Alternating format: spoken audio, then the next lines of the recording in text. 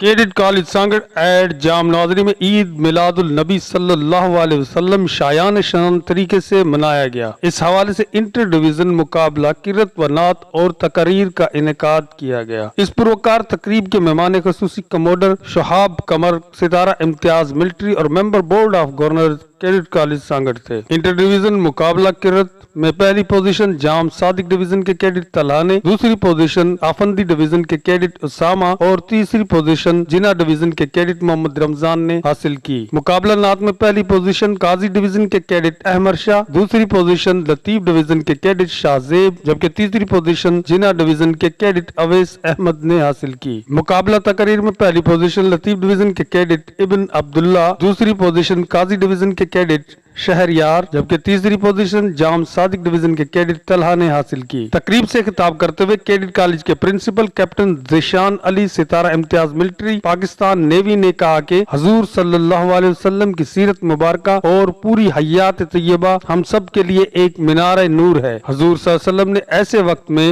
हिदायत की शम्मा रोशन की जिस वक्त इंसानियत दम तोड़ रही थी। आप मोहसिन इंसानियत और रहमतुल लिल आलमीन हैं। आप सल्लल्लाहु अलैहि वसल्लम की पाक तालीमात पर अमल करके हम दुनिया और आखिरत में कामयाबी हासिल कर सकते हैं। बादशाह मेहमान खुसूसी ने तकरीब से अपने ख्यालात का इजहार करते हुए इस दिन की अहमियत को उजागर किया। उन्होंने मजीद कहा कि आप सल्लल्लाहु अलैहि वसल्लम का आफाकी पैगाम सारी दुनिया के लिए रहमत है। हजूर सल्लल्लाहु अलैहि वसल्लम की जात से मोहब्बत का तकाजा है कि हम उनकी सलामती के पैगाम को न सिर्फ आम करें बल्कि इस पर अमल भी करें और अपने वतन समेत पूरी दुनिया को सलामती व अमन का गहवरा बना दें। आखिर में मेहमान खुसूसी ने तकरीब में नुमाया कारकर्दगी का मुजाहरा करने वाले कैडेट्स में अवार्ड तकसीम किए, जिसके अलावा आज के दिन की मुनासबत से कॉलेज की तमाम इमारतों को बरकी कुमकुमों से रोशन किया गया था।